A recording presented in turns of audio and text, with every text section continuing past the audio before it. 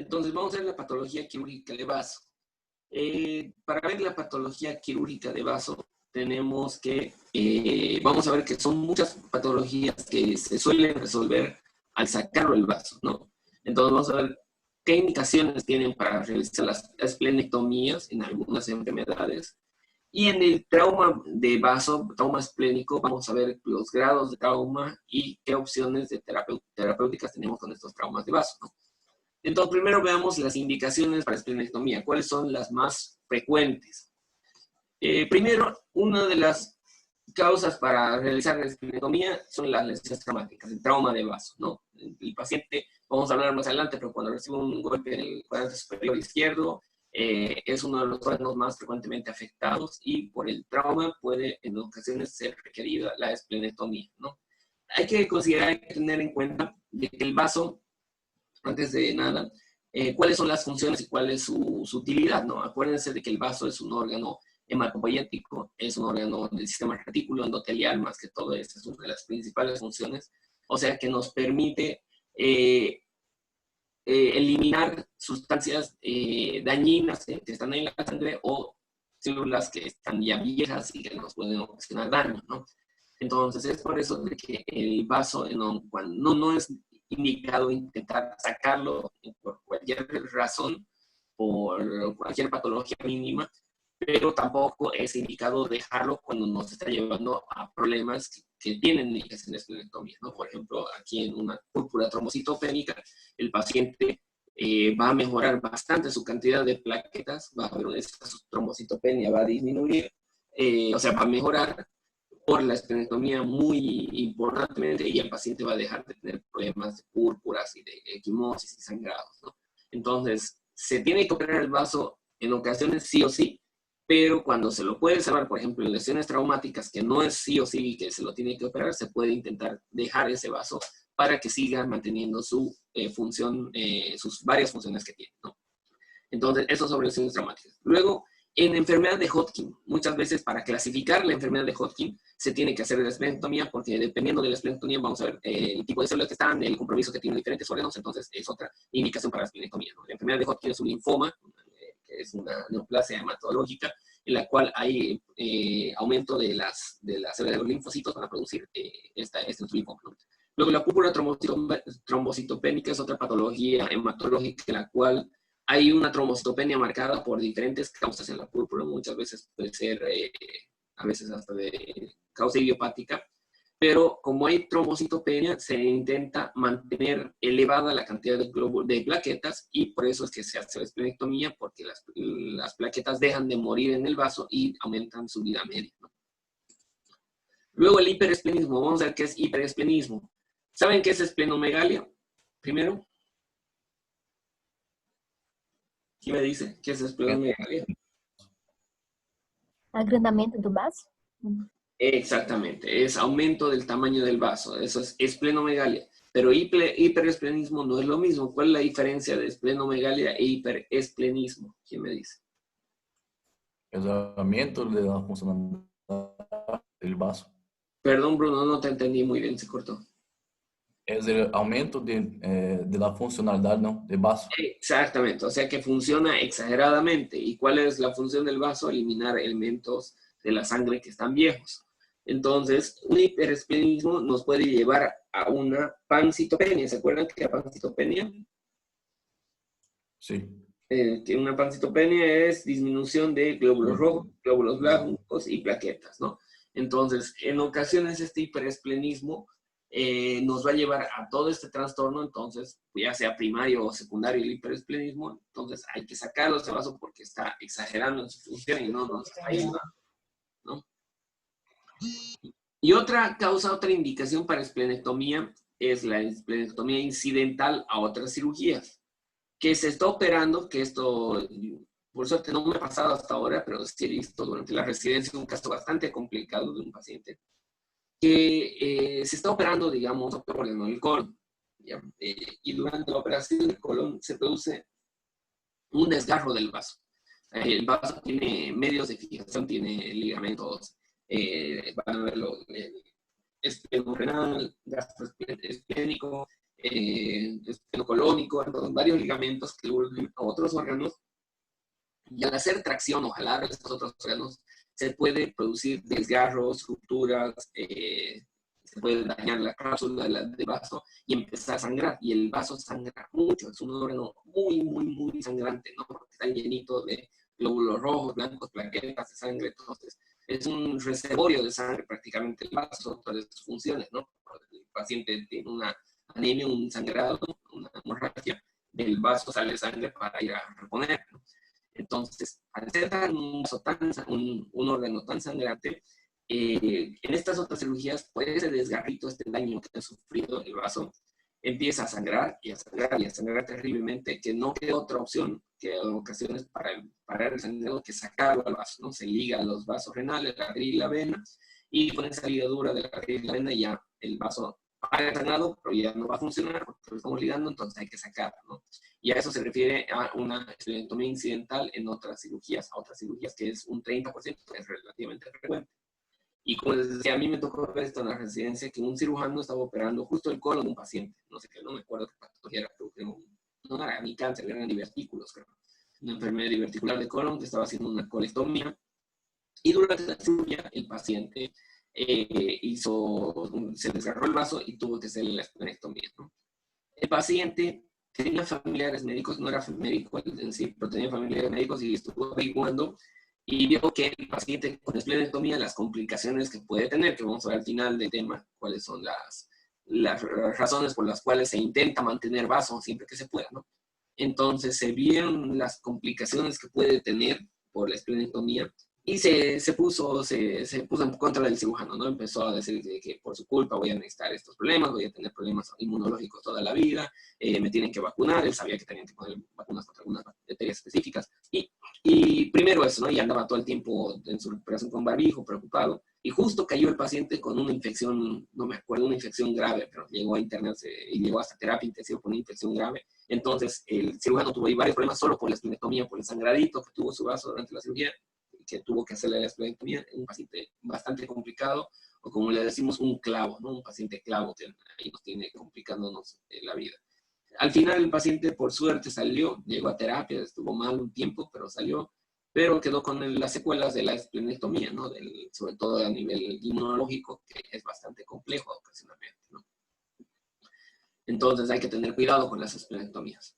Luego, otras indicaciones, aquí dijimos las indicaciones más frecuentes son estas: traumas, incidental a otras cirugías, y luego problemas, sobre todo hematológicos e hiperesplenismo. Y aquí otras indicaciones para esplenectomía también, la mayoría son problemas inmunológicos, hematológicos, ¿no? Por ejemplo, la esferocitosis hereditaria es una enfermedad en la cual el paciente tiene anemia crónica porque los eritrocitos, en lugar de ser discos bicóncavos, pierden una proteína que está al medio de los eritrocitos, que es la espectrina, y en lugar de ser ese disco bicóncavo, se vuelven esferas, ¿no? Redondos, entonces son células redondas. Y al ser células redondas, al pasar por los sinusoides esplénicos, no son tan elásticos y van rompiéndose y reventándose, y el paciente por eso tiene una anemia hemolítica crónica por destrucción de eritrocitos todo el tiempo en el vaso, ¿no? Entonces, en esta patología hay que hacer sí o sí la esplenectomía, pero no es una patología muy frecuente de encontrar, ¿no? Por suerte, es raro, es un problema hereditario. Luego, anemias autoinmunes, igual, el paciente tiene hemólisis crónica por la causa autoinmune, entonces, como en el vaso es donde se captan las células que fueron opsonizadas, que están marcadas con anticuerpos, y en el vaso tenemos tanto macrófago que va a fagocitar, lo sacamos del vaso y mejora esta anemia autoinmune, ¿no?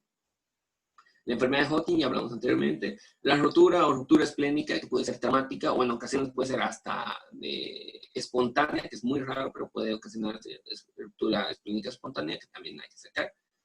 Púrpuras trombocitopénicas idiopáticas o trombóticas. Hemos hablado hace rato sobre púrpura trombocitopénica, pero pueden ser de diferentes tipos, que también pueden ser las causas. O incluso quistes o tumores primarios del vaso, ¿no? Que eso vamos a hablar al final del tema, qué tumores pueden sentarse en el vaso para poder sacarlo, ¿no? Doutor, ¿Sí?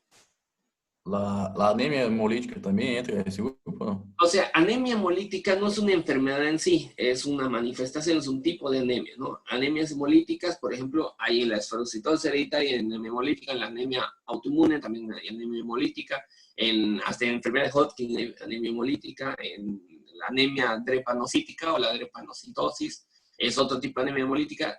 Anemia hemolítica es cualquier disminución de la cantidad de glóbulos rojos y de la hemoglobina a causa de destrucción de los glóbulos rojos, ¿no? Entonces, en general, van a ver casi cualquier causa de anemia hemolítica crónica sí entra en indicaciones de esplenectomía, porque pueden haber anemias hemolíticas agudas, farmacológicas, por otras causas, que en ese caso no necesitan esplenectomía. Se pueden tratar farmacológicamente o a veces automáticamente se resuelve. Pero en las anemias hemolíticas crónicas, de cualquier causa, sí se suele requerir muchas veces esplenectomía, ¿no? Entonces, sí, en las talasemias, por ejemplo, van a ver en la talasemia otra indicación ocasionalmente que se tiene que hacer esplenectomía, es la talasemia, que es una enfermedad en la cual la hemoglobina está alterada y hace que se rompa fácilmente ese glóbulo rojo con hemólisis, ¿no?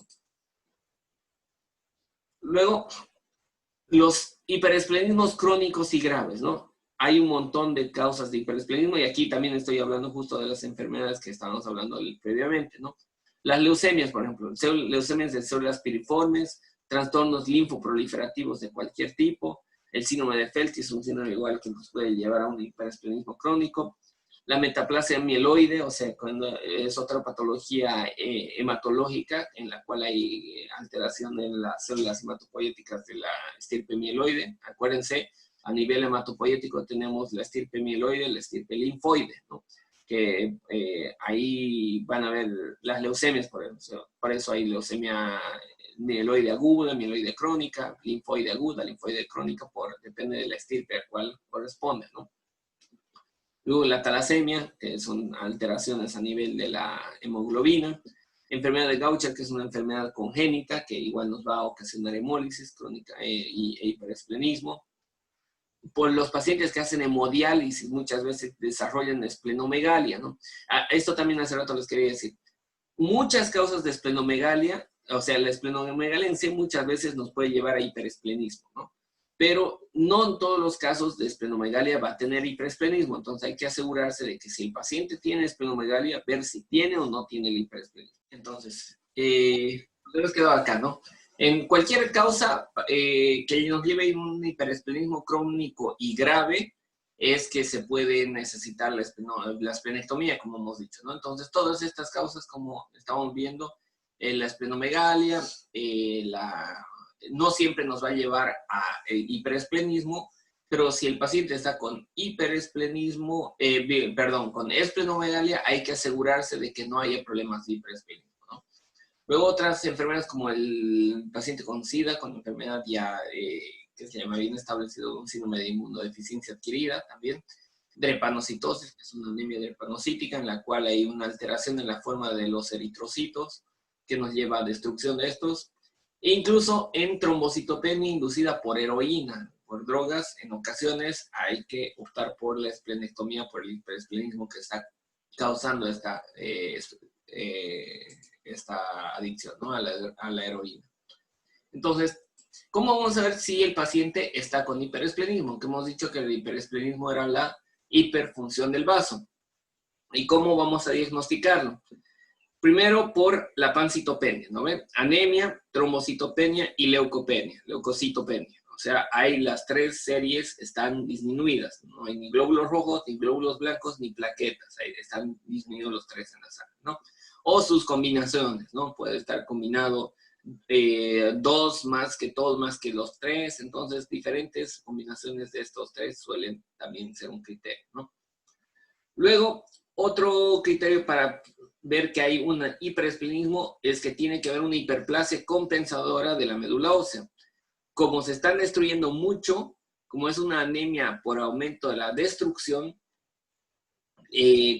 por compensación va a haber un aumento en la producción también de estos elementos formes de la sangre para que no haya una carencia muy marcada, ¿no? Entonces, el paciente va a estar con anemia, pero vamos a ver que hay reticulocitos aumentados, por ejemplo. Los reticulocitos, si se acuerdan, son los glóbulos rojos inmaduros. Entonces, podemos ver como compensación aumento de reticulocitosis. Si hacemos una biopsia de médula ósea, vamos a ver que esta médula ósea va a estar con una hiperplasia, un aumento en la producción, en el desarrollo, en la cantidad de células hematopoyéticas. Entonces, es otro criterio para hiperesplenismo eso. Tercer criterio, que esté con esplenomegalia también, un hiperesplenismo sin esplenomegalia no suele ocurrir, pero al revés sí puede haber esplenomegalia sin hiperesplenismo. Pero aquí tenemos que asegurarnos de ver el tamaño del vaso, que tan grande está. Y por último, otro criterio, que ya medio que es un criterio después del tratamiento, en la cual habría una mejoría de todas estas alteraciones hematológicas después de la esplenectomía. O sea, al paciente se le saca el vaso y si vemos que ya no hay anemia, ya no hay trombocitopenia, ya no hay leucocitopenia, entonces mejoró, era definitivamente un hiperesplenismo lo que tenía el paciente, ¿no? Luego, ¿cómo lo vamos a clasificar este hiperesplenismo? En primario, cuando es posible identificar cuando no es posible, identificar una causa subyacente que explique la hiperfunción, ¿no? O secundario, cuando es secundario a cualquier otra causa, ¿no? Por ejemplo, a una que se llama una hipertensión portal, nos va a llevar a esplenomegalia y nos puede llevar a hiperesplenismo, ¿no? Entonces, ese caso sería secundario. Mientras que si no vemos que no hay ninguna patología, no hay hipertensión portal, no hay algún tipo de problema congénito autoinmune, no hay trombosis de la vena esplénica, no hay ninguna causa realmente que nos lleve a este hiperesplenismo, ahí decimos que es un hiperesplenismo primario en ese caso, ¿no? Que en ocasiones el hiperesplenismo primario es lo único que nos va a llevar a nuestra anemia, trombocitopenia y se lo resuelve sacándolo, ¿no? Eso sobre el hiperesplenismo. Ahora sobre el trauma esplénico. Al hablar de trauma esplénico, tenemos que aclarar que el vaso es el órgano intraabdominal que más comúnmente se lesiona con traumas contusos, ¿ya? O sea, los traumas penetrantes lesionan hígado, intestino, también pueden lesionar vaso, pero los penetrantes suelen lesionar más otros órganos. El trauma contuso son los dos órganos que más lesiona, es vaso e hígado, porque son órganos macizos, ¿no? Y tienen varios métodos de fijación, tienen una cápsula, entonces son los que generalmente se lesionan con traumas contusos, ¿no? El vaso y el hígado. Luego la mortalidad, por suerte, del trauma esplénico ha disminuido cada vez más, hasta un 2 al 6%. ¿Y por qué va a morir este paciente? Por el shock hipovolémico que causa el trauma esplénico. Entonces hay que tener cuidado con este shock hipovolémico, ¿no?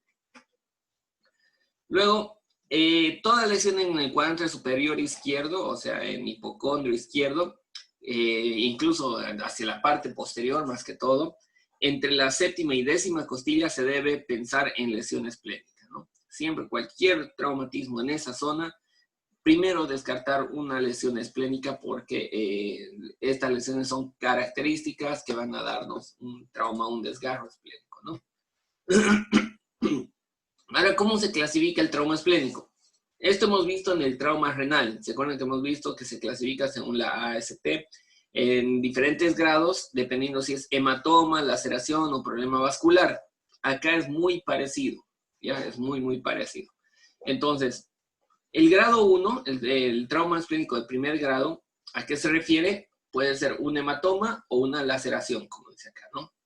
¿Qué tipo de hematoma va a ser el trauma esplénico grado 1? El grado 1 va a ser un hematoma subcapsular esplénico menor al 10% de la superficie de todo el vaso, ¿no? O sea, tenemos el vaso, por ejemplo, este no es un hematoma, ¿no? Este ya sería una laceración. Si esto de acá, digamos, si esta parte morada es el hematoma, este será un hematoma menor del 10% de toda la superficie, es un trauma renal grado 1, en ese caso sería, ¿no? O si fuese laceración, no solo hematoma, una laceración, una ruptura capsular menor de 1 centímetro de profundidad, si esta laceración fuera cortita, así algo menor de 1 centímetro, en ese caso sería un trauma renal grado 1, ¿ya? O un hematoma subcapsular menor del 10%, o una laceración menor de 1 centímetro. ¿Ya? Esos dos son trauma esplénico grado 1. De segundo grado, puede ser también hematoma o laceración. hematoma subcapsular esplénico, pero que comprometa más superficie, ¿no? Más o menos del 10 al 50% de la superficie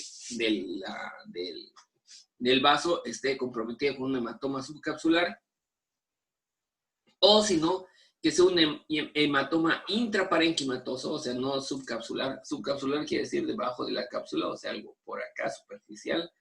Y hematoma intraparenquimatoso quiere decir un hematoma dentro del parénquima del vaso, del órgano, ¿no? Entonces, por eso, cualquiera de los dos, pero el intraparenquimatoso que sea menor de 5 centímetros de diámetro, no sea muy grande, ¿ya?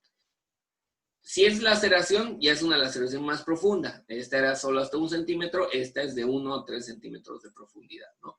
Entonces, esta de acá, digamos, hasta aquí 1 centímetro, hasta aquí 2, hasta aquí 3, tal vez esta sí sea una laceración de un trauma esplénico grado 2, ¿no?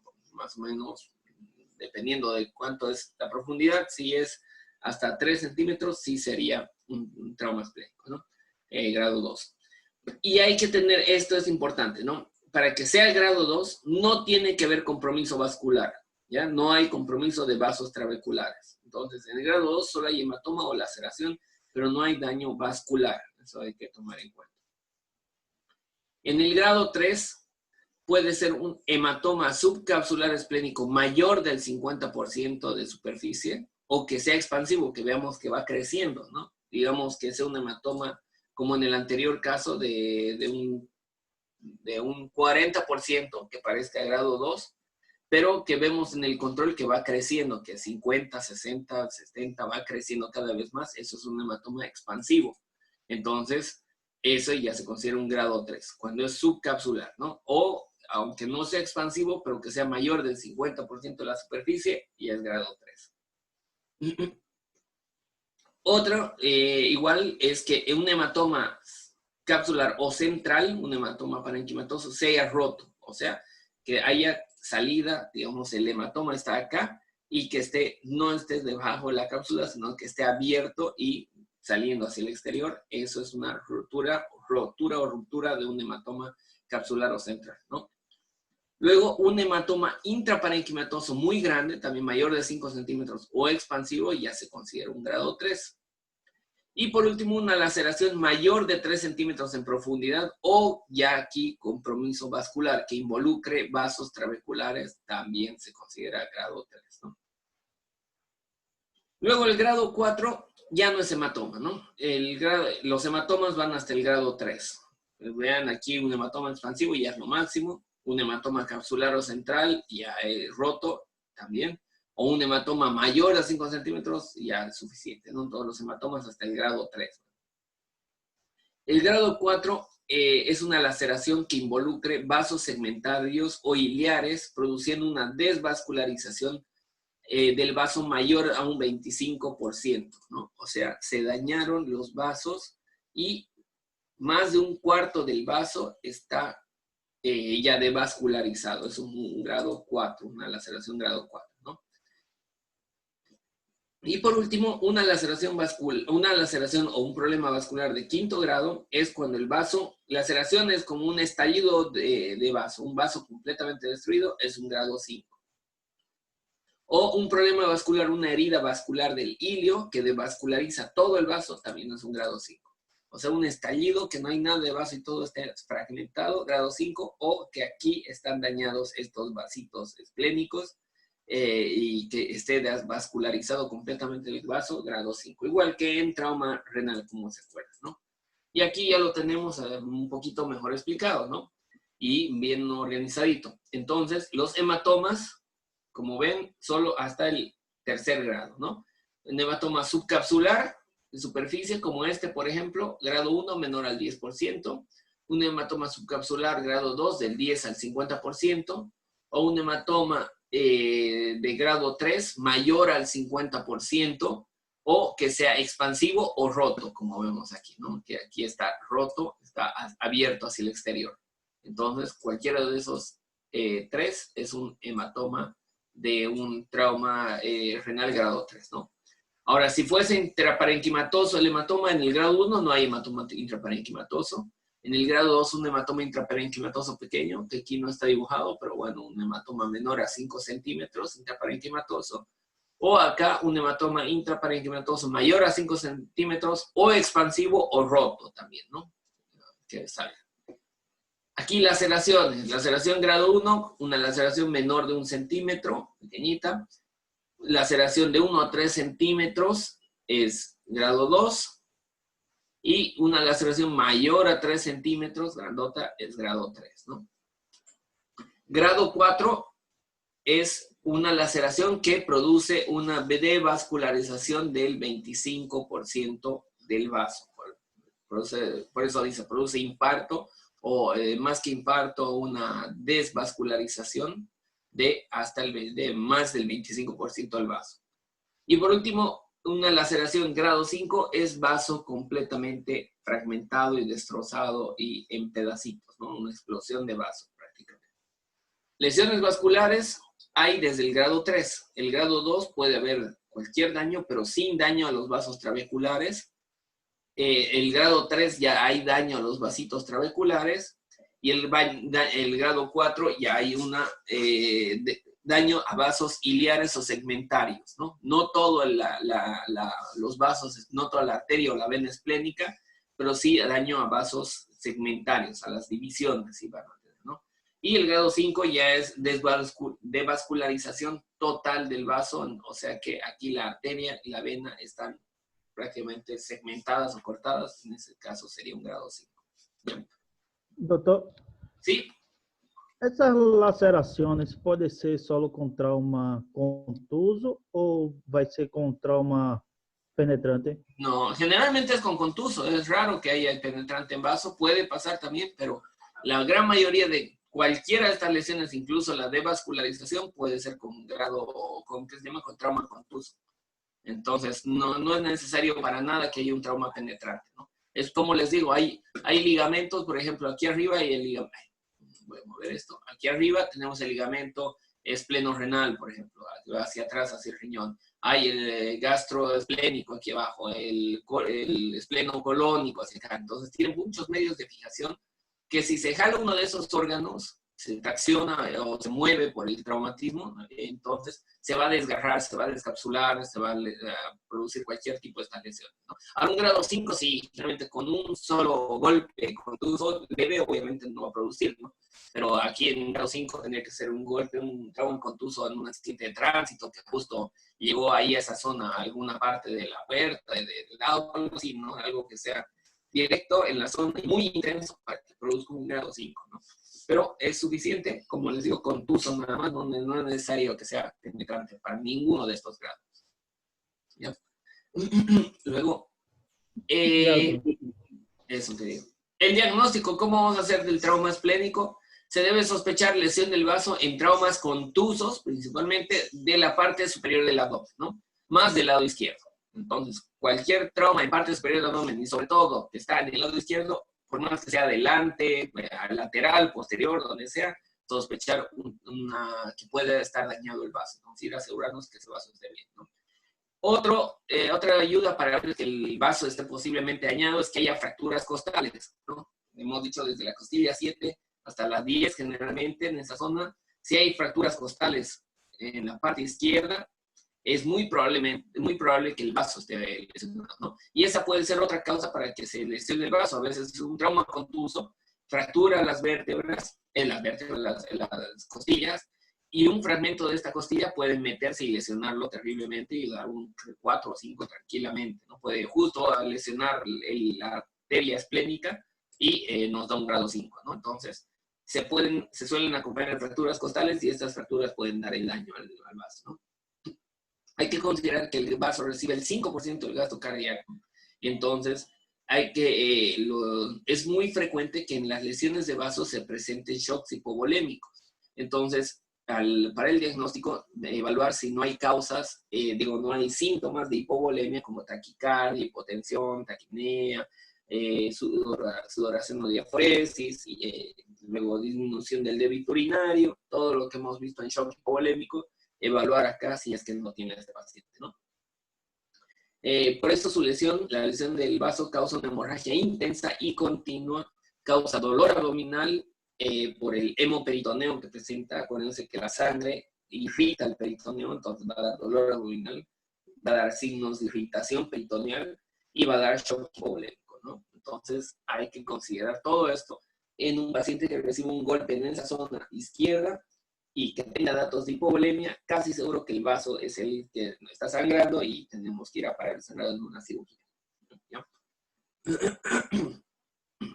El cuadro clínico, aquí miren, por ejemplo, aquí la tomo en esta imagen, se nota clarito, ¿no? Está fragmentado aquí el vaso, se nota muy claramente que aquí hay líquido, este es sangre que está saliendo del vaso, este es sangre también. ¿Qué grado de trauma de vaso consideran que es? ¿Quién me dice? 3. ¿3 por qué? Não há ainda uma laceração? Hay una laceración, pero ¿por qué dirías 3? ¿Por qué no es 1? ¿Por qué no es 2? ¿Por qué no es 4? A ver, ¿qué me dices, Terry?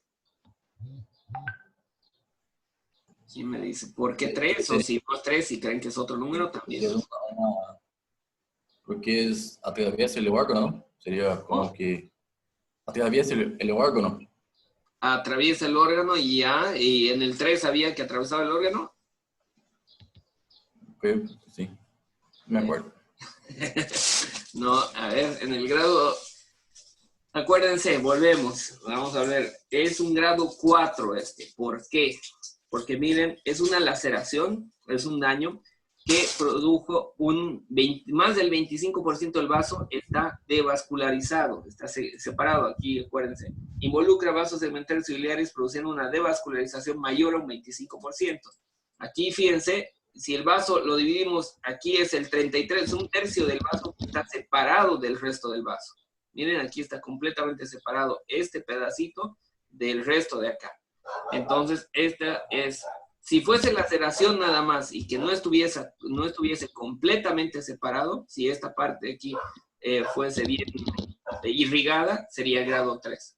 Como está con un problema de devascularización de esta parte, que es más del 25%, ya es un grado 4, ¿no? Entonces, para eso nos sirven los estudios de imagen que vamos a hablar justo aquí ahorita, para ver el grado de trauma de vaso que tiene. Entonces, el cuadro clínico, ¿cómo va a ser? Como hemos dicho, los síntomas y signos son los de un hemoperitoneo intenso. Entonces, va a tener datos de irritación peritoneal y datos de shock hipovolémico, ¿ya? El dolor abdominal va a ser generalizado, generalmente, en la mayoría de los casos, es poco probable que sea bien delimitado y encapsulado. En la mayoría de los casos va a sangrar mucho y va a ir a todo el abdomen la sangre, entonces va a ser generalizado e específico. No va a decir, me duele solo el hipocondrio, del izquierdo, no me duele solo epigastrio, suele doler todo lado igual, ¿no? Lo que sí nos va a llamar la atención es que el trauma fue en esa zona. Eso es importante, ¿no? Acordarse de que el paciente sí refiere un golpe en la parte superior del abdomen, al lado izquierdo sobre todo. Entonces, eso nos hace pensar más que la causa puede ser un trauma esplénico, ¿no? Luego el dolor va a tener una irradiación típica hacia el hombro izquierdo. Acuérdense de la omalgia que hablamos en la parte de vesícula y vías biliares. Cuando se irrita el diafragma del lado derecho, nos da un dolor referido hacia el hombro derecho. En este caso, se va a irritar el diafragma en la parte izquierda. Entonces, por el nervio frénico, el dolor referido e irradiado va a ser hacia el hombro izquierdo, muy frecuentemente, ¿ya?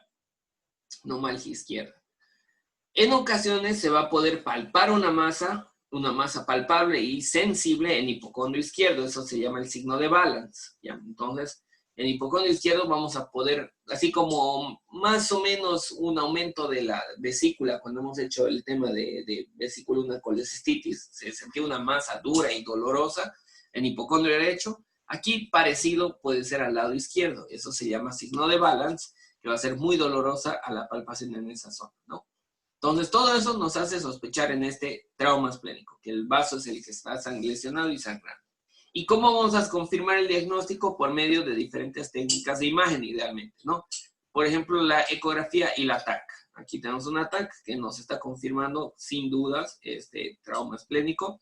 Y podemos hacer una ecografía, que la ecografía igual muchas veces nos va a ayudar, siempre y cuando el aire del colon no se interponga y nos deje ver bien el vaso, porque en ocasiones no permite ver muy bien. Pero si se acuerdan, tenemos la ecografía que nos permite ver si hay líquido en el espacio espleno-renal.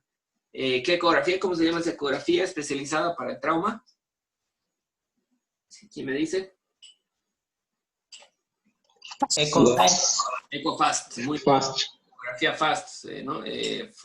Enfocada, de asesoramiento enfocado a las lesiones en trauma, FAST, y también quiere decir rápido. Entonces van a buscar justo esta zona si no hay líquido.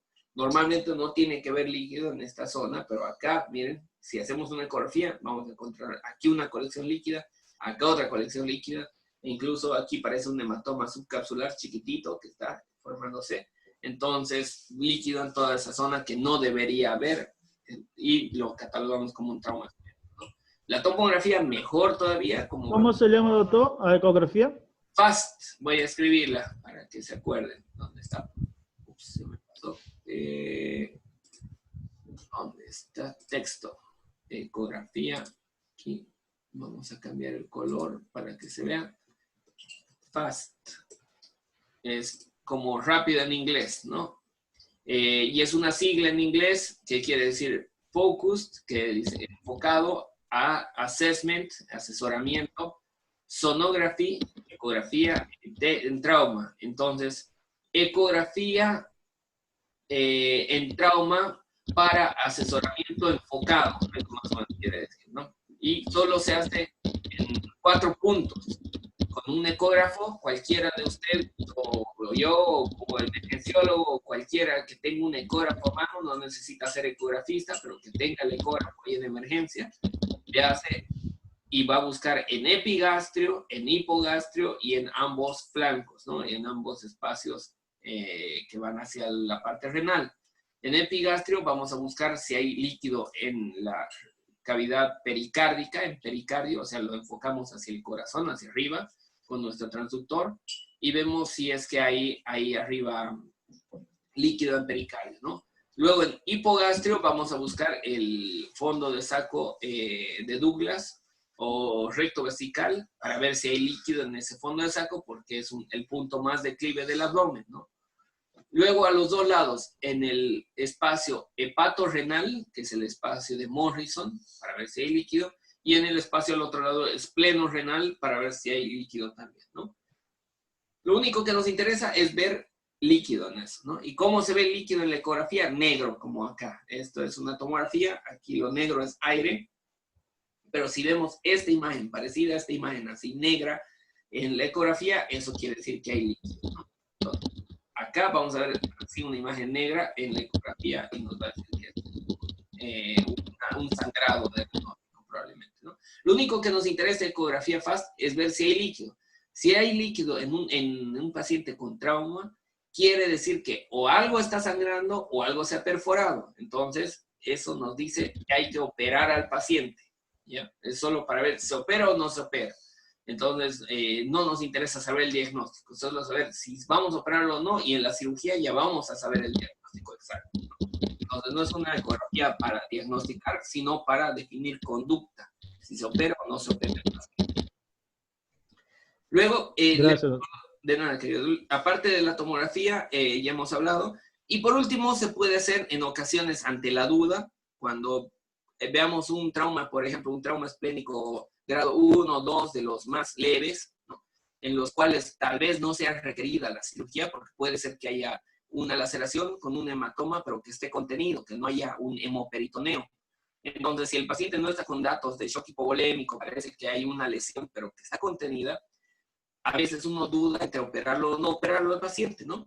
Y en ese caso nos puede servir una cirugía, pero una cirugía diagnóstica, la laparoscopía. Entonces, en este caso, le metemos la camarita por el ombligo, la órbita, el laparoscopio, y ahí vamos a ver cómo está el vaso. Si vemos que el vaso sigue sangrando, que hay mucha cantidad de sangre alrededor, si vemos que hay una parte del vaso que está necrosándose, que no está vascularizada, en ese caso ya lo operamos por la misma vía laparoscópica o lo terminamos trayendo al paciente y hacemos una laparotomía, ¿no? Pero esto nos ayuda igual para el diagnóstico, para ver, asegurarnos que realmente tenga un trauma renal el paciente. Y por último, se pueden hacer otros estudios, por ejemplo, una arteriografía de la arteria renal para ver si le llega sangre, si no está trombosada, si irriga todo el vaso, si no hay segmentos necrosados y vascularizados, también nos ayuda, ¿no? Obviamente, todos estos estudios dependen de la gravedad del paciente. Si el paciente llega con un trauma grado 5, que va a estar hipovolémico, va a estar muy mal el paciente con su shock, en ese caso no nos da mucho tiempo y hay que intentar operarlo lo más pronto posible, ¿no? Si el paciente está con un trauma grado 1, nos da más tiempo y podemos hacerle más estudios, ¿no? Aquí quiero aclarar algo que no les he nombrado hasta ahora, que es el lavado peritoneal. Este es un procedimiento que en el ATLS se lo recomienda, se lo nombra muy frecuentemente. Es más, hasta explican, enseñan cómo realizar el lavado peritoneal diagnóstico. Pero actualmente no es muy indicado hacer un lavado peritoneal diagnóstico. ¿Por qué? Porque es prácticamente una cirugía. Y es una cirugía mínima, pero una cirugía a final de cuentas. Que el lavado peritoneal diagnóstico es a un paciente que está con algún trauma abdominal y que no podemos tener acceso a otros estudios. Generalmente es que no tenemos acceso a ninguno de estos y queremos saber si está grave, si está para operar o no. Doctor, disculpe, se está cortando mucho. Uy, ya, a ver. Ya. Entonces, lo que les decía del lavado peritoneal diagnóstico, ¿no? Se lo llama así, lavado peritoneal diagnóstico. Es una mini cirugía, una mini laparotomía. Por debajo del ombligo se hace un pequeño corte de unos 2 o 3 centímetros. Por ahí se entra piel, tejido cerebral subcutáneo, se abre la línea blanca, línea alba, o sea, se abre la necrosis. Y llegamos hasta el peritoneo parietal y lo abrimos el peritoneo parietal también. O sea, llegamos dentro de la cavidad abdominal. Llegamos hasta la cavidad abdominal y por medio de un equipo de suero, se le mete por ese orificio que hicimos el equipo de suero conectado a un suerito, una solución fisiológica de 1 litro, ¿no? Y hacemos que entre esta solución fisiológica ahí adentro, a la cavidad peritoneal. Entonces hacemos que entre 500 ml de esa solución fisiológica. Y una vez que le entró 500 ml, se baja ¿qué se llama? El frasco del suero, se lo baja para que el líquido, lo que hemos metido a la cavidad peritoneal por el mismo equipo de suero empiece a salir, ¿ya? Entonces queremos que se vaya lavando, que vaya saliendo todo lo que le metimos en la cavidad abdominal. Y ese líquido que va saliendo, tenemos que ver sus características macroscópicas primero, ver si sale hemático, si sale con sangre, nos quiere decir que hay un sangrado adentro. Si nos sale con restos alimentarios, quiere decir que hay perforación de alguna víscera adentro, o si sale de aspecto bilioso, intestinal, algún otro color, ¿no? Entonces para decir que no está ni sangrando ni lesionado nada adentro, tiene que volver a salir el líquido clarito como entrada, para empezar, ¿no? Eso por una parte. Y 2, ese líquido que está saliendo tenemos que mandarlo al laboratorio para que le hagan un recuento de glóbulos rojos y recuento de materiales extraños, que lo vean en el microscopio. Entonces ahí van a ver cuántos eritrocitos hay. Y si hay más de 500 eritrocitos por ml, quiere decir que hay sangrado, entonces hay que operarlo. O si hay restos alimentarios en ese líquido, microscópicos, como fibras de algún alimento, quiere decir que está perforado alguna víscera y hay que operarlo, ¿no? Entonces, como ven, es un procedimiento invasivo que nos da muy pocos datos y es un poco complejo, ¿no? Entonces, lo describen en la literatura, se debería hacer muchas veces, sobre todo cuando no hay ecografía principalmente, cuando no hay ecografía FAST, se puede hacer el lavado peritoneal, pero cada vez está más en desuso y se lo hace menos, ¿no? Pero la literatura sigue nombrándolo siempre como un procedimiento diagnóstico para ver lesiones que estén sangrando o perforadas dentro de la cavidad abdominal, ¿ya? Entonces, eso es el lavado peritoneal. Tal vez están pensando igual que yo cuando me lo comentaron cuando era estudiante, que para hacerle eso es preferible meterlo a quirófano y hacerle una cirugía real, ¿no? Al final de cuentas, para ver bien qué es lo que tiene, ¿no? O por mejor todavía hacerle una laparoscopía, que hasta más pequeña es la incisión y le meten por el ombligo solamente la cámara y se ve más y no es tan complicado, ¿no? Entonces, por eso esto se hacía sobre todo en la antigüedad, cuando no había laparoscopía, cuando había poco acceso a ecografía, y por eso actualmente no se ni recomienda prácticamente hacer lavado peritoneal diagnóstico, pero es para que lo conozcan, ¿no? hay un cuadro que es la ruptura tardía del vaso o rotura tardía del vaso. ¿Qué es esto? Que el paciente que tuvo trauma esplénico, en ocasiones por los mismos órganos vecinos, por la cápsula que lo envuelve, por diferentes causas, empezó a sangrar con el traumatismo, pero fue una hemorragia que está contenida, que tiene, ¿no? Entonces el paciente sangra, está lesionado el vaso, está saliendo sangre hacia algún espacio, pero contenido. Entonces da leve dolor, no da dolor abdominal difuso con signos de irritación peritoneal porque está contenido. El sangrado no es tan masivo, así que el paciente no está con datos de shock hipovolémico, pero está sangrando y es continuo. El problema es que es continuo este sangrado. Entonces va creciendo, va aumentando la cantidad de sangrado. Entonces a veces después de un tiempo, cuando recibe el trauma, no se le diagnostica una ruptura del vaso. Parece que es un trauma leve, que el paciente está tranquilo. Dice, no, me duele solo un poquito, no estoy con fracturas de la costilla. Me dieron un puñetazo aquí en la zona de hipocondrio izquierdo, pero estoy bien, ¿no? Y al tiempo, a los 10 días, a las 2 semanas, recién el paciente está taquicárdico, hipotenso, pálido, dolor cada vez más intenso en esta zona, hasta datos se le forma una equimosis en la zona del trauma, del hipocondrio izquierdo, puede haber hasta signos de, ¿qué se llama esto? De Great Tardy Cullen, por la hemorragia retroperitoneal que en ocasiones puede también asociarse. Entonces, eso se denomina una ruptura tardía del vaso porque se lo diagnostica unas 2 semanas después, más o menos, ¿no? Entonces, en ocasiones, miren, la incidencia no es tan baja, del 15 al 30% de los casos se puede presentar esto, y hay que tener bastante cuidado, ¿no? Entonces, el intervalo entre la lesión y el comienzo de la hemorragia intraabdominal clínicamente evidente se denomina periodo de latencia o periodo de latencia de Baudet. O sea, este tiempo entre que se ha lesionado y da los signos claros de hemorragia intraabdominal, es ese tiempo de latencia de Baudet que más o menos puede durar unas 2 semanas. Y según la literatura, incluso hasta más, hasta un mes en ocasiones, ¿no? Entonces, desde 10 días hasta 30 días se puede prolongar esto, que el paciente haya recibido un golpe hasta que tenga los síntomas de hemorragia intraabdominal, ¿no? Entonces, hay que tener cuidado porque en ocasiones puede presentarse esta ruptura tardía del vaso. No es tan frecuente, pero puede pasar, ¿no?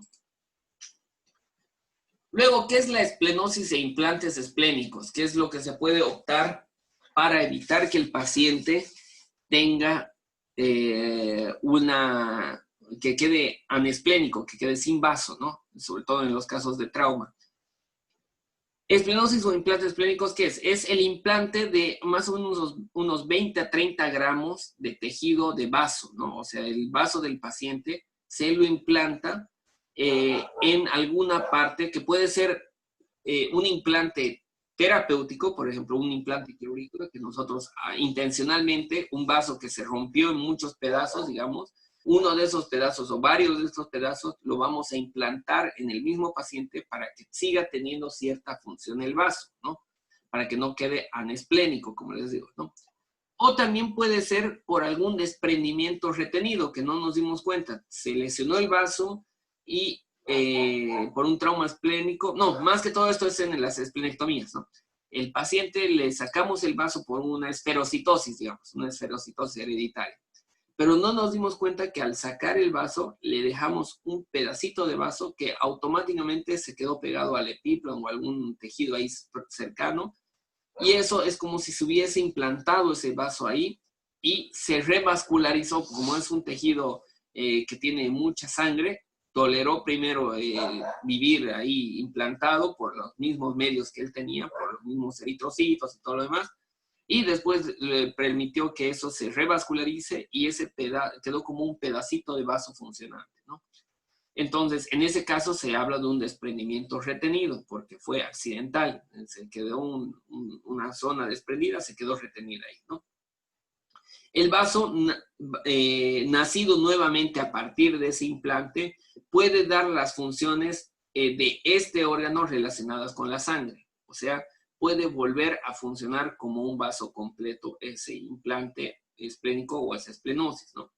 Entonces, cuando es traumático, el implante por desprendimiento retenido de una parte del vaso, como hemos dicho, que digamos se fragmentó todo el vaso y un pedacito quedó ahí. O cuando es quirúrgico, el implante por técnica, se implanta el pedazo de vaso porque queremos implantarlo realmente y se lo deja en epiplon o en mesenterio, donde tiene más posibilidad de revascularizarse y volver a funcionar, ¿no? Entonces, en algunos casos, vean aquí en la imagen cómo se está haciendo el implante de estos varios fragmentos del vaso, se están implantando en el epiplon acá. Y aquí vean cómo se hace una bolsa para que mantenga bien vascularizado a esos implantes, ¿no? Para que sigan funcionando. Entonces, en algunos casos es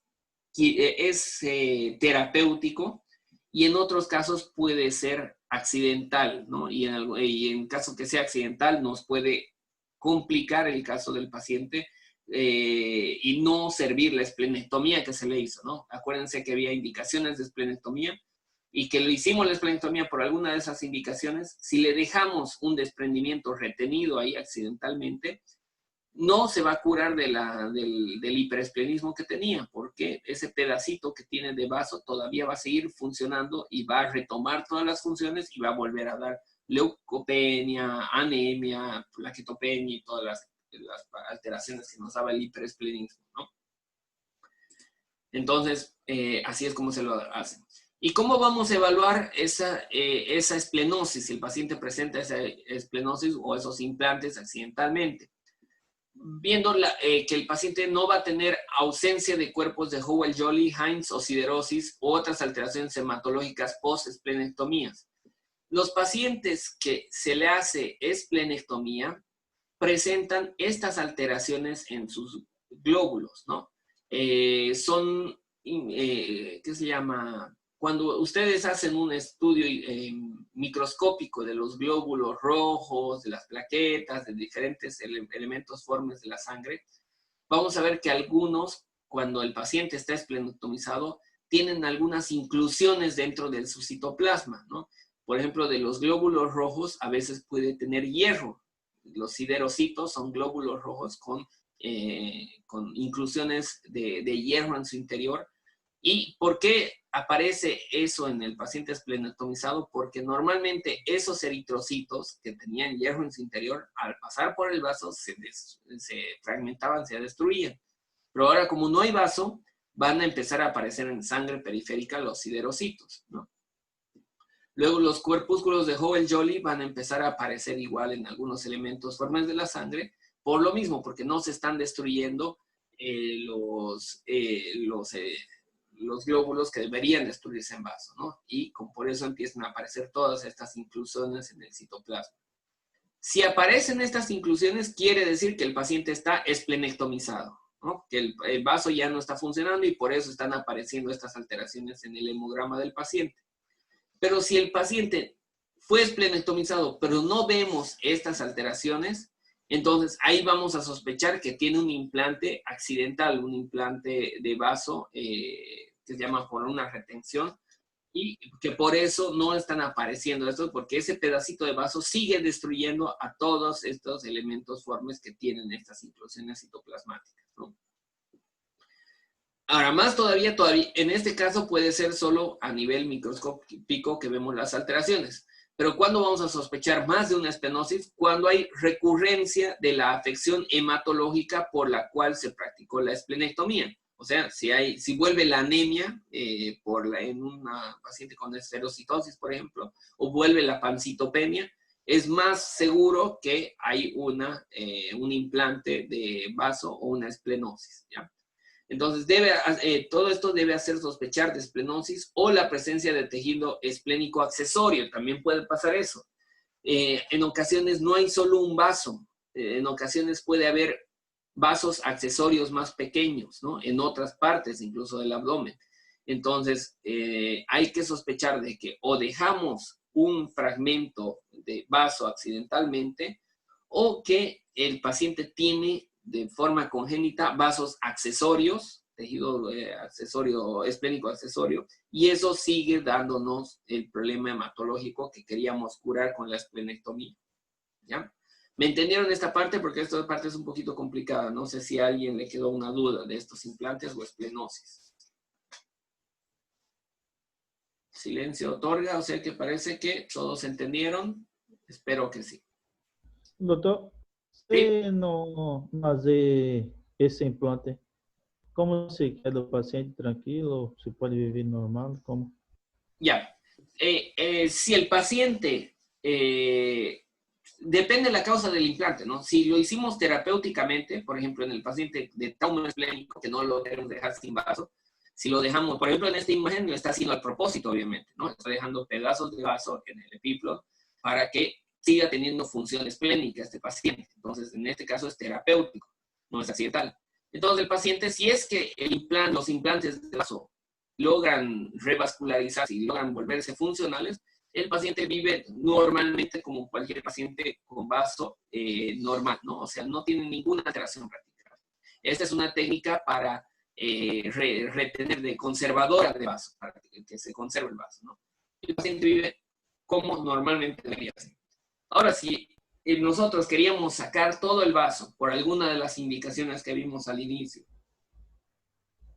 y por estas implantes, por estas esplenosis, accidentalmente dejamos este tejido, el paciente va a vivir con la patología que en un inicio nos obligó a la esplenectomía, ¿no? O sea, el paciente si tenía anemia crónica, va a volver a presentar anemia crónica. Si el paciente tenía leucemias o una trombocitopenia, más todavía, una disminución de plaquetas, va a volver a tener disminución de plaquetas. Entonces, en ese caso, va a ser, no hicimos nada, ¿no? Lo operamos en vano al paciente en ese caso. Entonces, hay que volver a operarlo para sacar estos tejidos.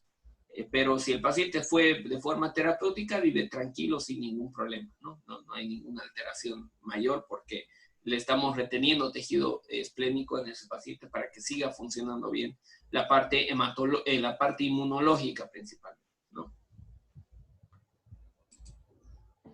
¿Otra duda? No. Nada. Aquí, por ejemplo, aquí le estoy mostrando los cuerpos de Howell-Jolly, ¿no? Son estas inclusiones que se ven aquí, en estos.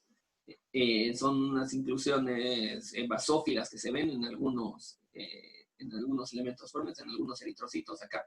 Entonces, ¿qué son esos cuerpos de Howell-Jolly? Son fragmentos de DNA todavía que quedan en algunos glóbulos que no deberían quedarse, ¿no? Porque sabemos que los glóbulos rojos, cuando ya van a liberarse hacia la sangre, a la sangre periférica, ya no tienen nada de ADN, ya no tienen núcleo los glóbulos rojos, ¿no?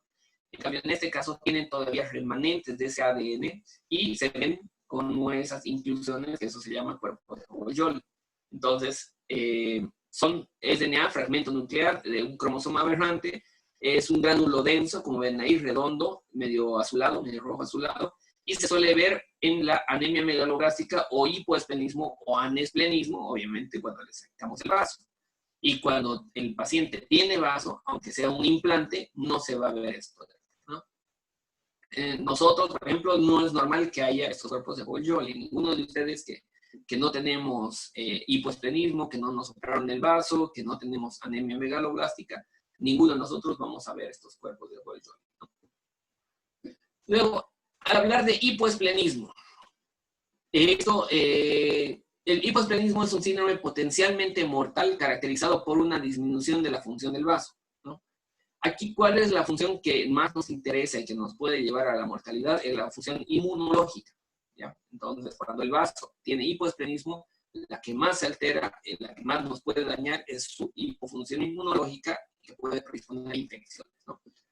Como les decía anteriormente, la presencia de estos cuerpos de Howell-Jolly y de células en diana, también como acantocitos, siderocitos, linfocitos y monocitos prolongados, y linfocitosis y monocitosis prolongada y trombocitosis leve, sugieren hipoesplenismo, ¿no? O sea, cualquiera de estas alteraciones en un paciente, o sea, alteraciones hematológicas en un paciente, puede sugerirnos que su vaso no esté funcionando bien, ¿no?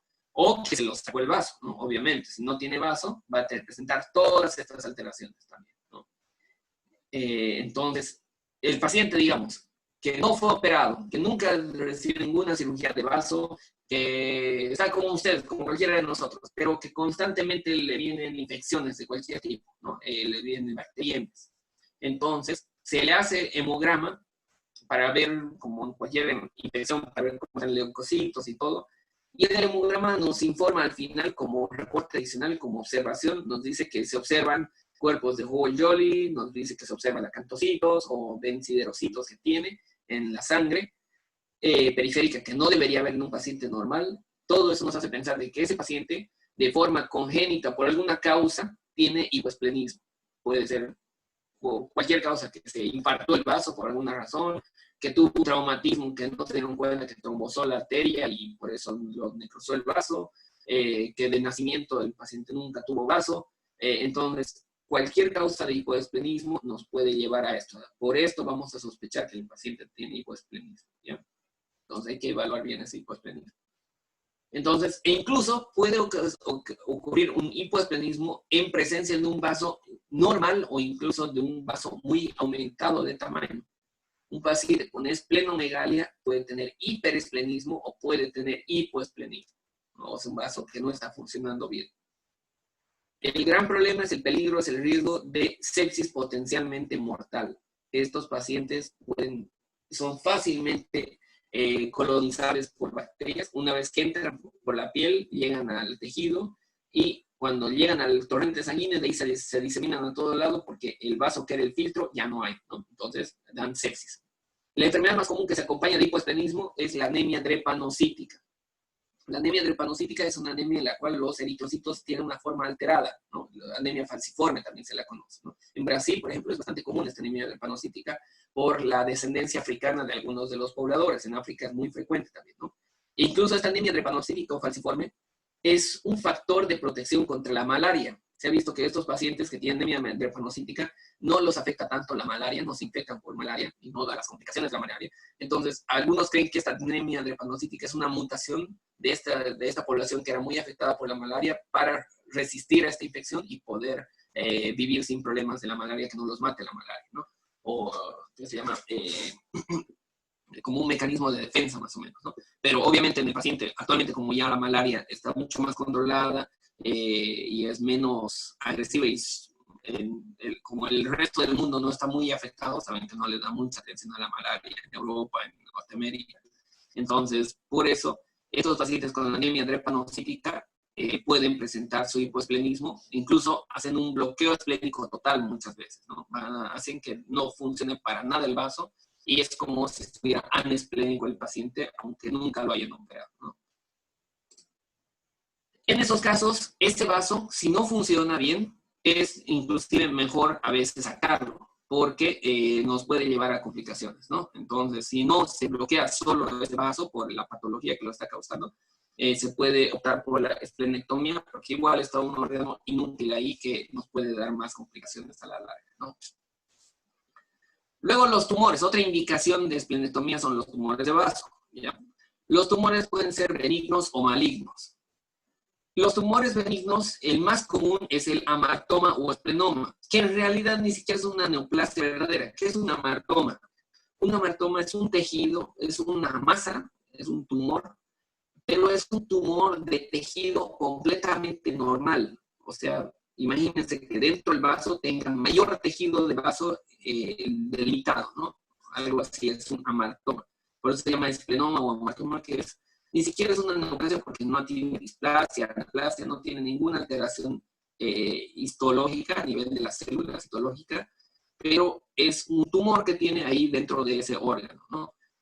Amatomas puede haber en diferentes órganos, ¿no? Puede haber en hígado, en diferentes tejidos, y lo único es una bola de tejido que es extra, que generalmente es congénita, o sea, aparece una masa más grande dentro del mismo órgano, pero son de las mismas células que están en ese órgano, ¿ya? Eso para aclararles que es un amartoma. Entonces en el vaso puede pasar eso, de que dentro del vaso puede tener un tumor que al hacer la histopatología son células normales de vaso, ¿no? Eso es un esplenoma. Puede estar indicada la esplenectomía cuando cause hiperesplenismo, sobre todo, ¿no? En estos casos de los tumores benignos. Pero si no causa molestias, no causa daño, no es más susceptible de desgarros o problemas, se lo deja y no se opera y se lo deja tranquilo, ¿no? Ahora, los tumores malignos son raros en el vaso, ¿no? Se pueden originar en los tejidos que componen el parénquima esplénico o el tejido que compone las cápsulas y el mesénquima, ¿no? O sea, lo que va a organizar las estructuras del vaso.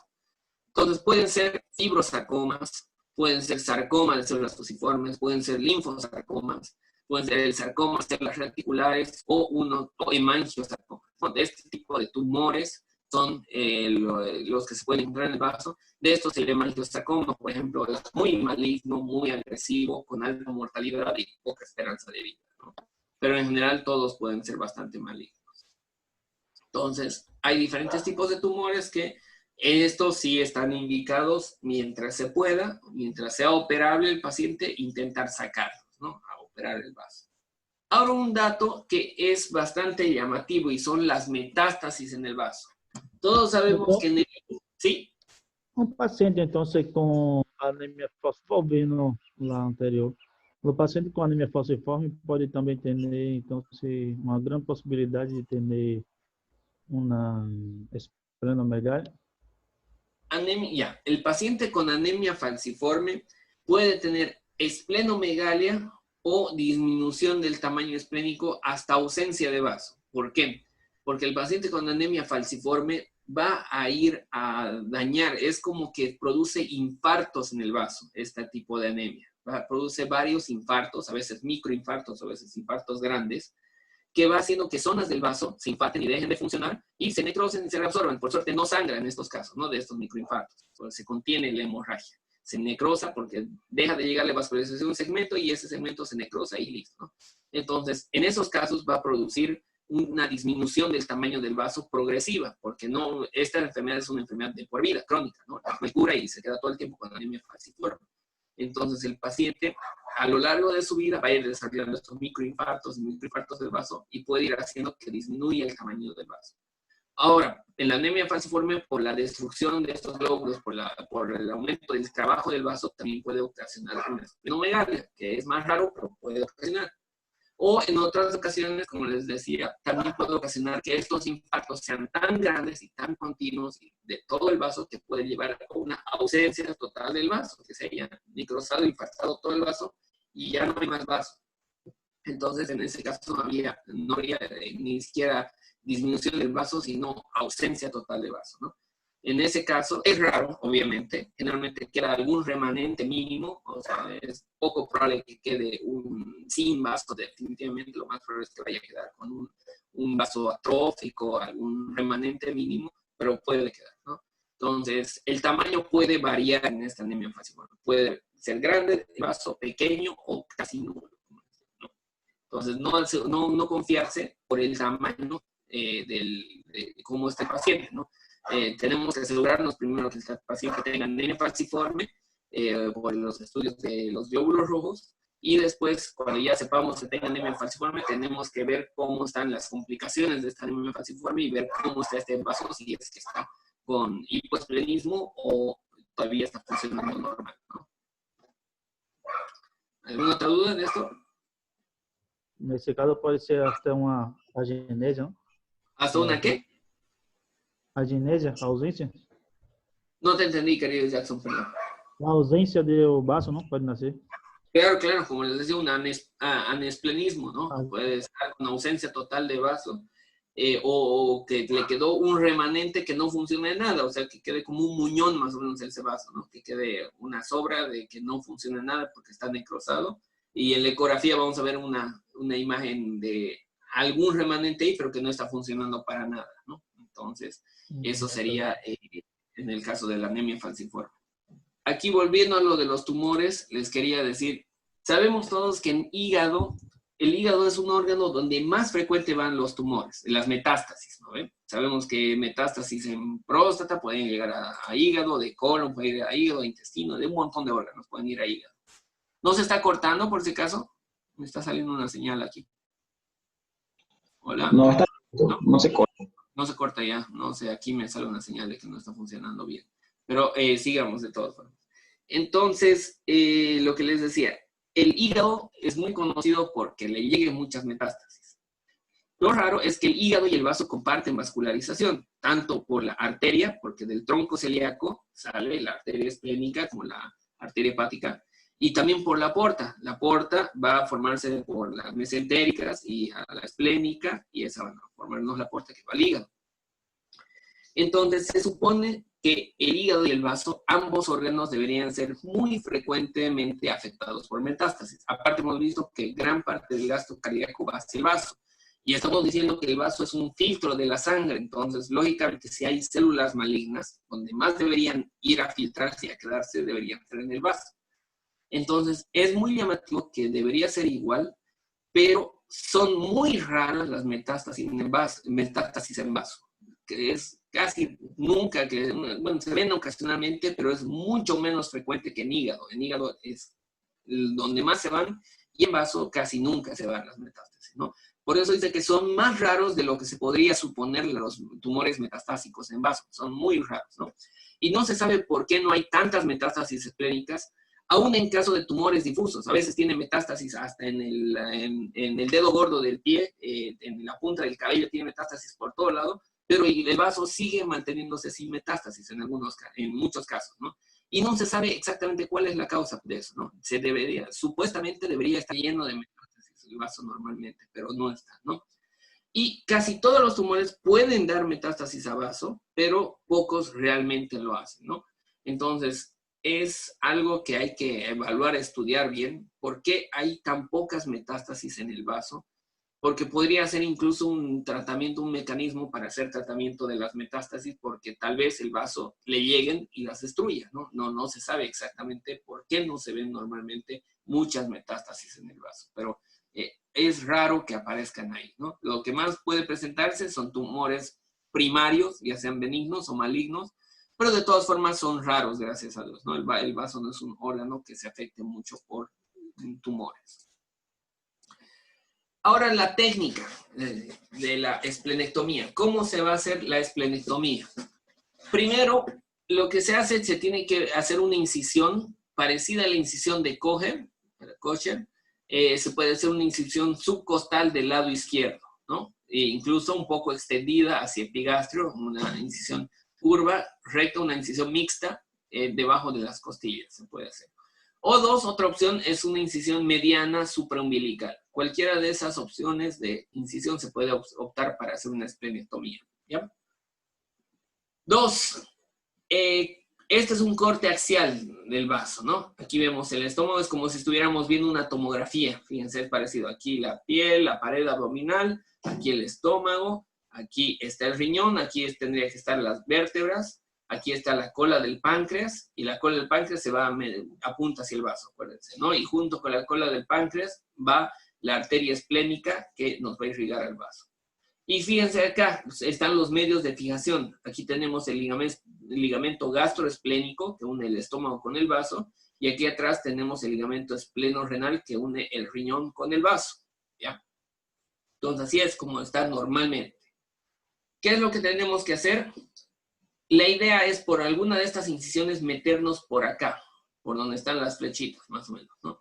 Entrar por aquí, liberar este ligamento para llegar hasta el ilio esplénico, donde está la arteria y la vena esplénica, porque lo que tenemos que hacer es, como ven aquí en la imagen, ligar esa arteria y esa vena esplénica, ¿no? Primero la arteria, ¿para qué? Para que le deje de llegar sangre, se vaya vaciando el vaso, y porque el paciente en el cual se saca el vaso lleno de sangre puede tener una hipovolemia muy grave después, ¿no? Porque acumula mucha sangre el vaso. Entonces lo ideal es ligar la arteria primero, así le deja de llegar sangre al vaso, le da tiempo mientras sigue en el procedimiento, hacer que el vaso se vaya vaciando, que vaya por la vena volviendo toda la sangre que está en el vaso, y al final ya recién ligamos y cortamos la vena para terminar de sacar, ¿no? Entonces, como están viendo aquí, entre el estómago y el vaso, aquí pasó por este ligamento gastroesplénico, ubicó la arteria, que se lo ubica por palpación, y la ligó, ¿no? Y con la pinza, con este hilito se lo va a ligar. Una vez que está ligada, se va a abrir todo el ligamento. Vean cómo está cortando aquí todo el ligamento que va. Este es el vaso y este es el estómago. Lo está cortando en esa línea punteadita, ¿no? Y lo que se tiene que tener cuidado es con la arteria gastroepiploica. Acuérdense, las gastroepiploicas van por la curvatura mayor del estómago. Hay la gastroepiploica izquierda, que va desde arriba hacia abajo, y la gastroepiploica derecha, que va desde el píloro hacia arriba, ¿no? Y se unen las dos gastroepiploicas. Esa gastroepiploica, la izquierda sobre todo, aquí en esta zona da ramos que van hacia el vaso, ¿no? Entonces, esos ramitos hay que cortarlos para que no nos sangre, ¿no? Luego de que hemos liberado el ligamento gastroesplénico, ven aquí, ya se lo puede movilizar un poco el vaso, ya lo jaló un poquito. Está ligada a la arteria y el ligamento lo ha cortado. Pero aquí todavía se ve que el ligamento espleno-renal sigue agarrando al vaso, sigue fijándolo. Entonces también por ahí atrás del vaso tenemos que hacer una incisión para ir liberándolo, ¿no? Entonces, aquí ya la arteria, como hemos visto, ya estaba ligadita desde el inicio y la vena todavía no está ligada y vamos a ir cortando ese ligamento, ¿no? Entonces ahí está separando al riñón del vaso. Todo esto es el ligamento espleno-renal, lo va liberando. Y vean aquí cómo se va cortando y separando. Y también el páncreas tenemos que evitar lesionarlo porque está ahí pegadito a nuestra arteria y vena, ¿no? Entonces se lo va jalando de poco a poco, liberando del páncreas, liberando de todas las estructuras, hasta que aquí, vean, ya se lo liberó el páncreas, el riñón y el estómago. Y ya quedó el vaso suelto y más traccionable, ¿no? Y sigue la arteria ligada. Acá vemos, ya lo tenemos libre, ya podemos hacer la sección de la arteria y la vena esplénica también ligarla y seccionarla, ¿no? La arteria y la vena, ambas seccionarlas y ligarlas. Primero ya estaba ligada la arteria, la podemos cortar, y la vena podemos seccionarla y cortarla también. Entonces, ahí ya lo vamos a tener así el vaso más libre, con la ligadura de ambas. Y aquí es lo mismo, ¿no? De que se sigue liberando el resto que queda hasta dejarlo el vaso completamente libre y separado del resto, ¿no? Aquí ya se la cierra la transcavidad de los epiplones, que es el espacio que queda detrás del estómago, se lo vuelve a cerrar y se deja todo esto. Nos tenemos que revisar que la hemostasia esté adecuada de todo lo que hemos cortado porque puede haber que haya sangrado, ¿no? Y en toda esa zona también tenemos que fijarnos que no estemos dejando un vaso accesorio, ni un fragmento del vaso que tal vez se nos haya fragmentado, ¿no? Imagínense al traccionar como en esta imagen, como en estas imágenes al estar jalando, tal vez rompimos este pedacito de vaso y se nos quedó ahí atrás, ¿no? Entonces asegurarnos de que no quede este pedazo o algún pedacito ahí implantado y se pueda sacar todo el vaso, ¿no?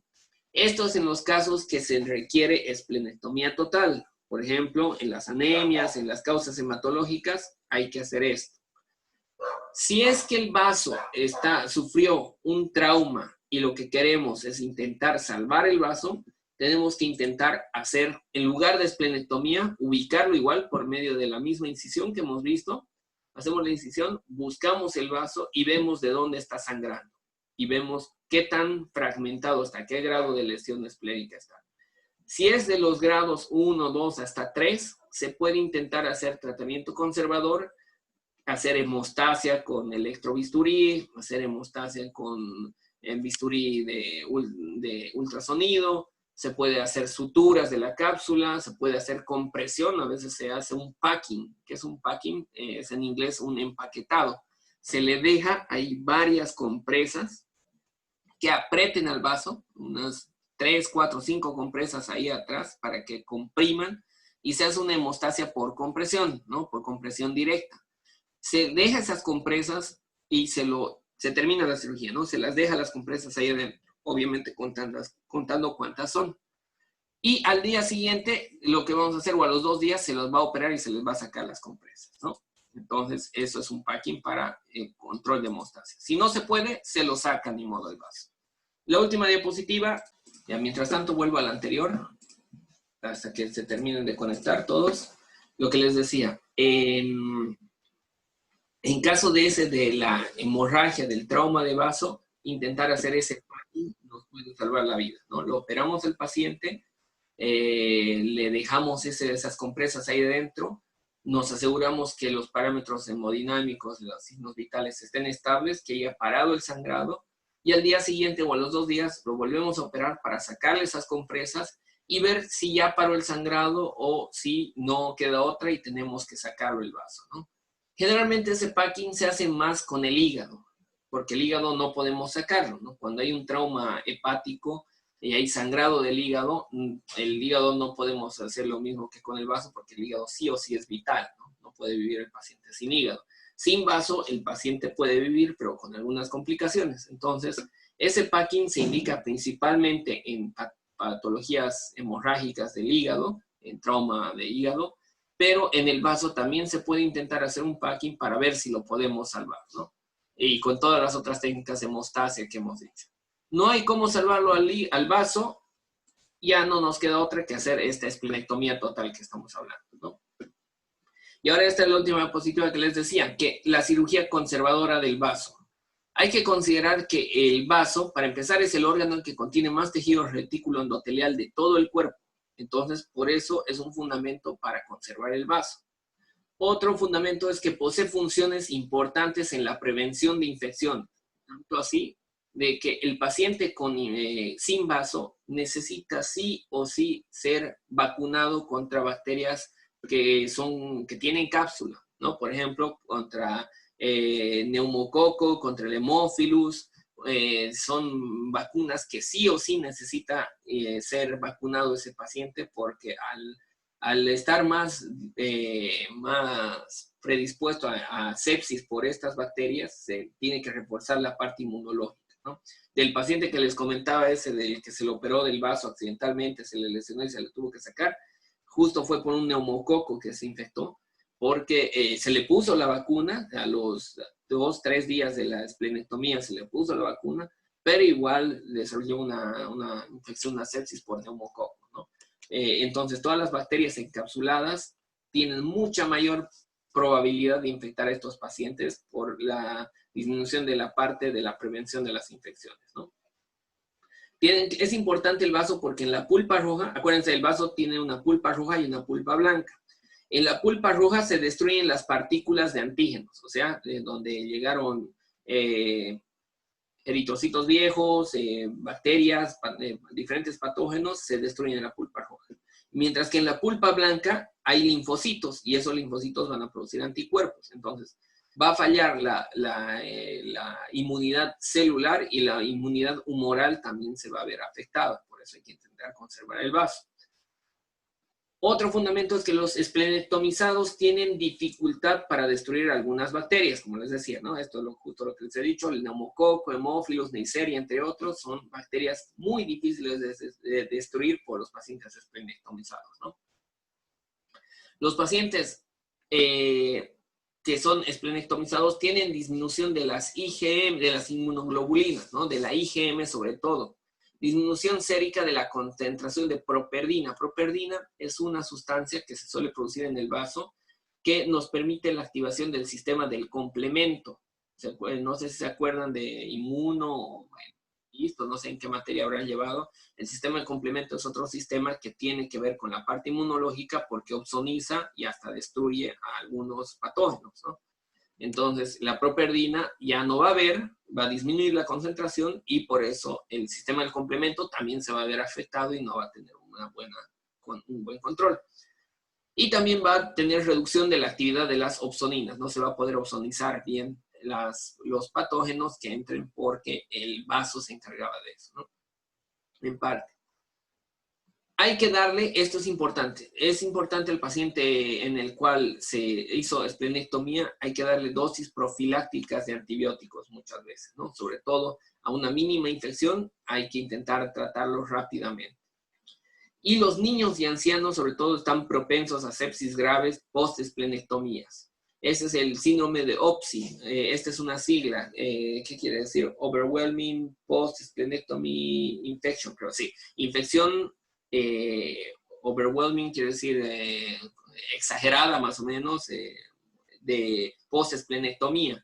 Entonces, estos pacientes, sobre todo niños y ancianos, el síndrome OPSI puede darles una sepsis grave muy frecuentemente por esta posibilidad de que su estado inmunológico esté alterado, ¿no? Por todas estas razones es que se tiene que intentar conservar 100% 100% el vaso mientras se pueda. Que antes se decía que el vaso se podía sacar sin problemas y no nos daba ninguna alteración, y se ha visto que, claro, que no es así, que siempre tenemos que intentar conservar el vaso. Ahora sí, preguntas, dudas, aclaraciones. ¿Nada más? ¿Nada menos? Bueno, entonces, gracias por querer quedarse para esta última diapositiva. Hasta aquí termina nuestro temario de las 2 materias. Las preguntas, como les he dicho, entran hasta acá. Y no se preocupen de las preguntas de los primeros parciales, ¿no? Me dijeron que va a haber exámenes de recuperatorio. Me imagino que ustedes también les dijeron que van a ser exámenes de recuperatorio, que no les van a cobrar. Espero que sea así. Y aparte que van a ver, creo que de los primeros parciales, del primero y segundo, al que no haya podido darlo, algo así, van a haber reprogramaciones también, ¿no? Cualquier duda, pregunta, aclaración, saben que me tienen para que les explique. Estos exámenes van a ser igualitos a los primeros, así que estudien, por favor.